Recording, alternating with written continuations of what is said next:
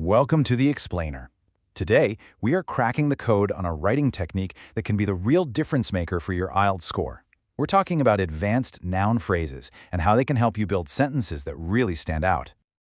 Okay, let's start with something that might feel a little familiar.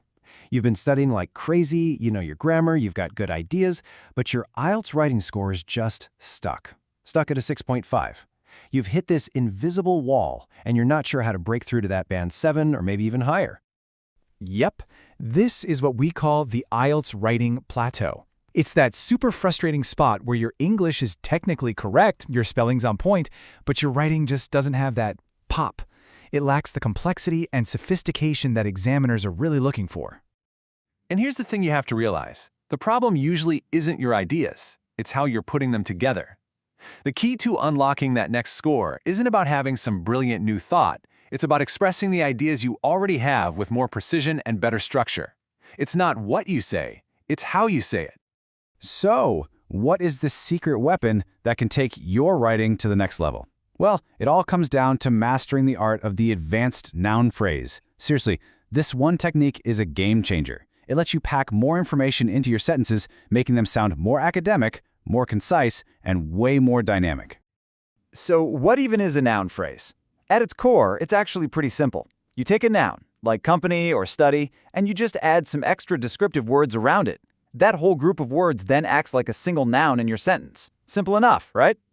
But this is where the magic happens. Look at the difference here. A basic noun phrase like a big company is fine, it works. But an advanced one, that transforms it into a large, multinational company with a significant global presence. Wow! Suddenly we have so much more rich, specific detail. It paints a much clearer picture. Okay, so how do we actually build these things? You might be thinking this sounds complicated, but the good news is there's a really simple, repeatable formula. Once you see the structure, you can use it over and over again in your own writing. It really just boils down to a simple three-step process.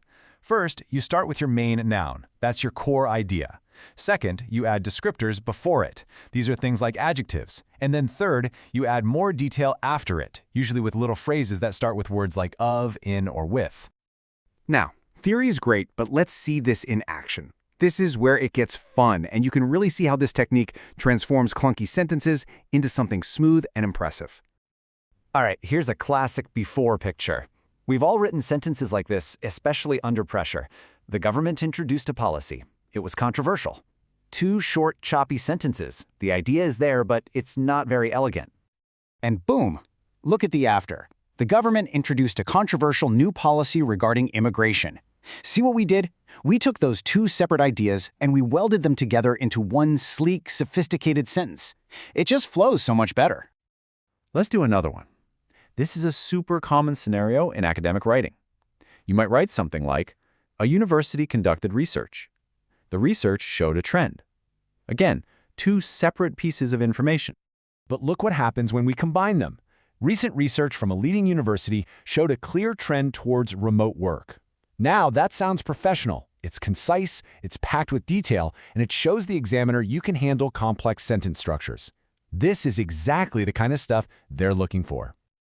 So what's the big takeaway here? The point is, if you start doing this consistently, it can fundamentally change the quality of your writing. It's one of the most powerful tools you have to show an examiner that you have a strong command of English.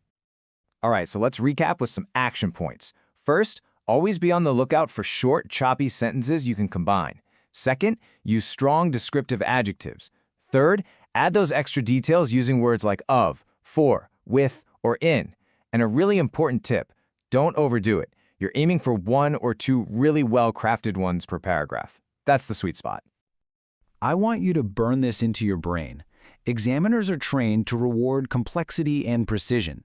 Advanced noun phrases are your direct ticket to showing them you have both. This is how you prove you have advanced language skills. So, now it's over to you. Don't just watch this and forget about it. Take a simple idea right now and try to build your own advanced noun phrase around it.